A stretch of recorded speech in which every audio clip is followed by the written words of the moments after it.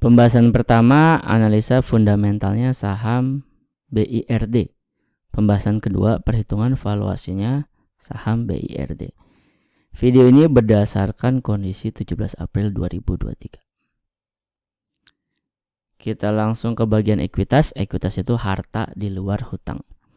Ekuitas si Bluebird aja ya enaknya. Ekuitas si Bluebird di sepanjang 2022 itu 5,2 T. 5,2 triliun.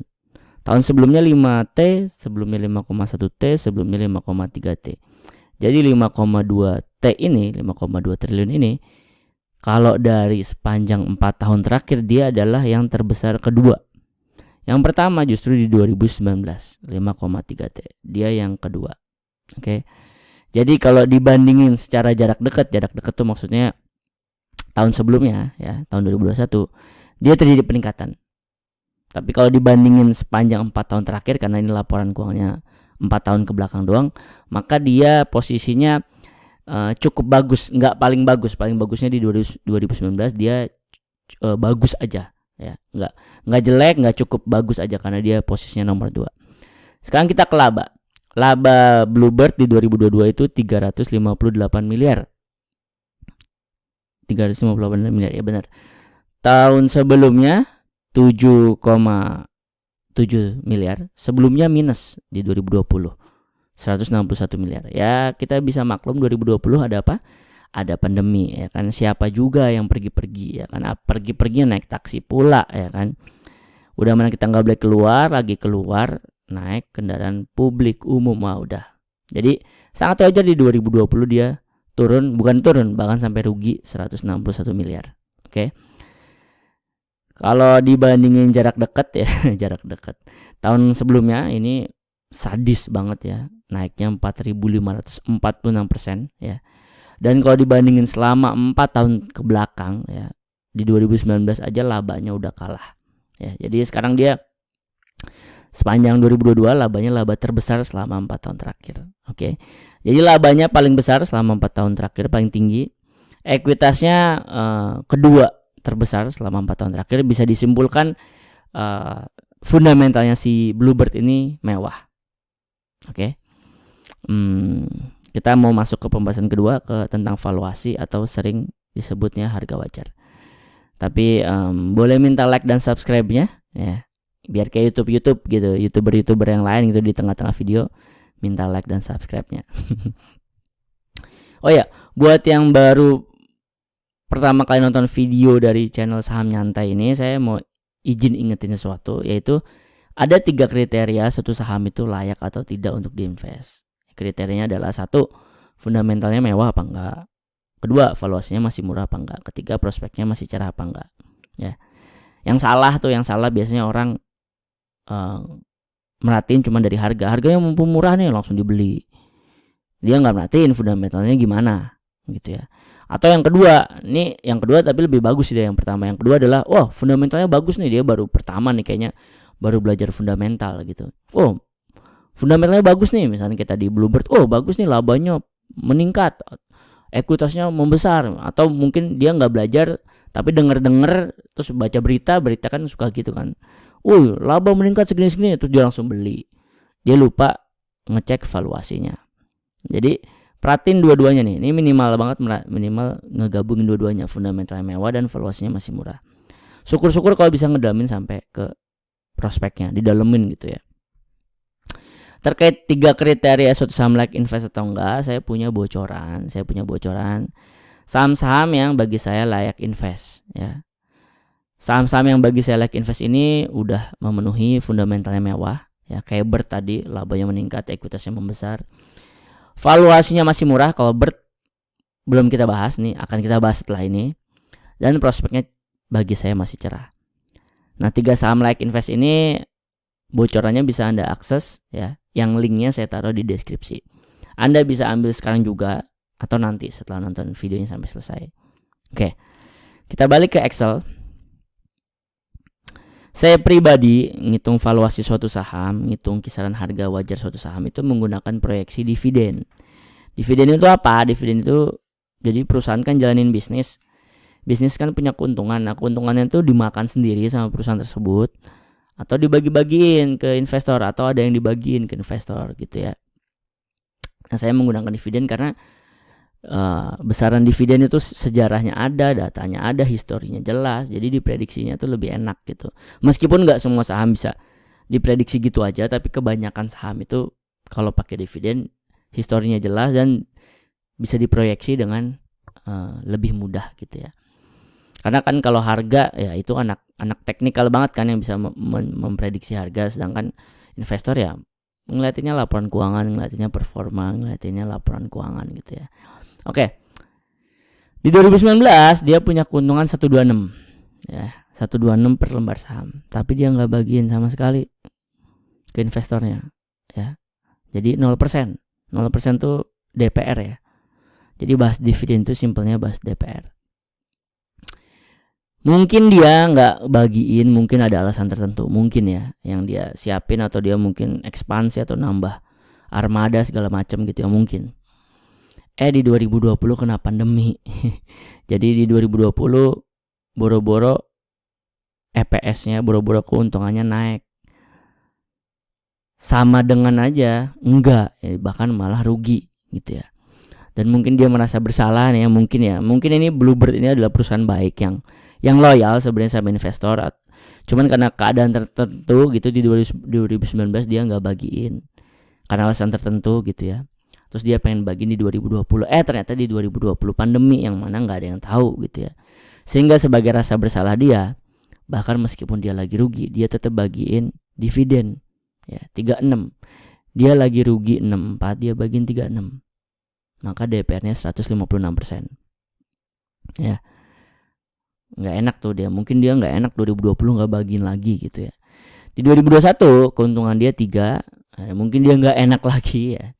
Dia bagi 60, dia cuma keuntungan 3, dia bagiin ke investor 60, atau DPR-nya 1946%. Nah, saya pribadi nih belum sampai keluar kisaran murah, wajar, mahalnya ya, belum. Tapi saya pribadi admin channel Saham Nyantai ini, saya pribadi kurang suka sama perusahaan yang DPR-nya kayak ratusan persen gini. Karena nggak sehat dong, dia punya 3 tapi baginya 60. Dia lagi rugi tapi baginya 36. Ya nggak sehat gitu ya. Dia maksain bagiin tapi ngambil uang kas gitu. Ya. Nah, kita lihat dulu sejarahnya biar enak. Sejarahnya Bluebird 2015 bagian dividen, 16 bagian dividen, 17 bagian dividen, 18 bagian dividen, 19 bagian dividen. 2020 dia nggak bagian dividen. 2020 nggak bagian dividen berarti dia nggak bagiin keuntungan di tahun 2019 ya. Nih yang tadi 2019 kan bolong. Ya, 2019 bolong. Bolongnya dari mana? 2019 bolong dilihatnya dari sepanjang 2020. 2020 dia nggak bagiin sama sekali ya, berarti kan dia nggak bagiin keuntungan sepanjang 2019. Maka di datanya 2019 yang bolong. Oke. Jadi sebenarnya si Bluebird ini sebenarnya perusahaan yang loyal dan ya bagiin dividen terus, cuman sekali aja itu di 2020 di mana dia nggak bagiin keuntungan sepanjang 2019. Jadi kalau ngomongin kemungkinan nih, saya bikin 3 skema. Skema pertama dia ternyata nggak bagiin dividen lagi kayak 2019 gitu ya.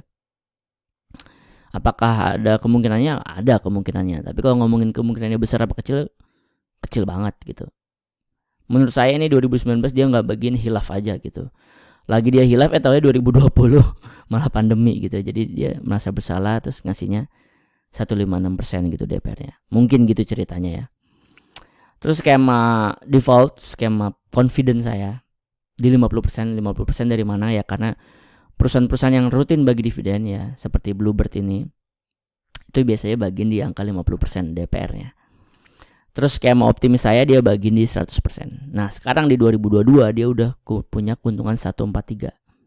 Di mana di 2023 ini dibagiin lah keuntungan 2022. Pertanyaannya DPR-nya berapa? Berapa persen nih dari total keuntungan yang akhirnya akan dibagiin ke investornya? Nah, saya pakai angka 50% karena bagi saya 0% terlalu kecil kemungkinan itu terjadi. 100% juga terlalu indah.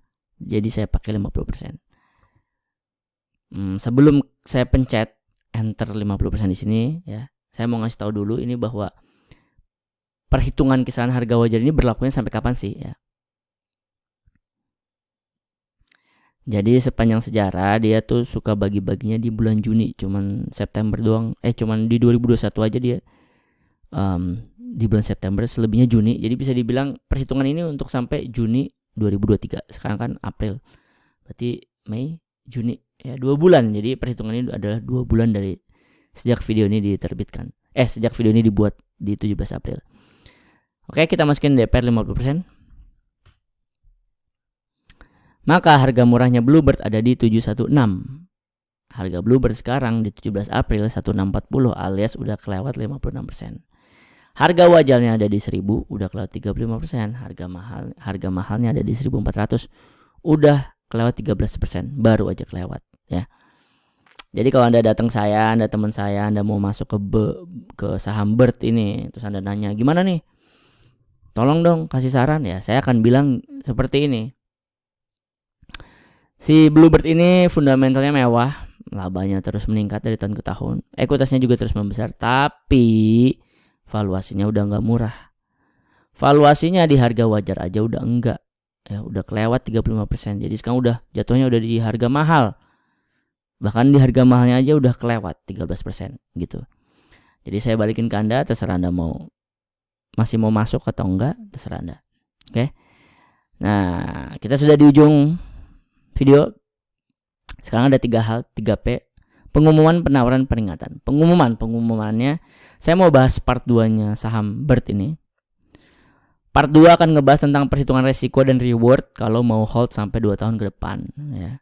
Yang lagi floating profit di Bird ya mungkin udah masuk duluan. Mungkin ada pengen tahu kalau saya nge-hold lebih lama lagi itu menguntungkan apa enggak sih? Potensi sama resikonya gimana sih gitu ya. Atau Anda yang udah masuk ke Bird mungkin FOMO gitu ya, terus sekarang lagi floating loss, Anda mungkin juga butuh pembahasan part 2 buat tahu apa Anda cut loss aja apa hold dulu ya, misalkan nilainya nggak terlalu jauh dari floating loss Anda. Ya silakan tulis Bird ya, tulis BIRD di komen ya. Makin banyak yang tulis Bird di komen, makin semangat saya buat video part 2-nya.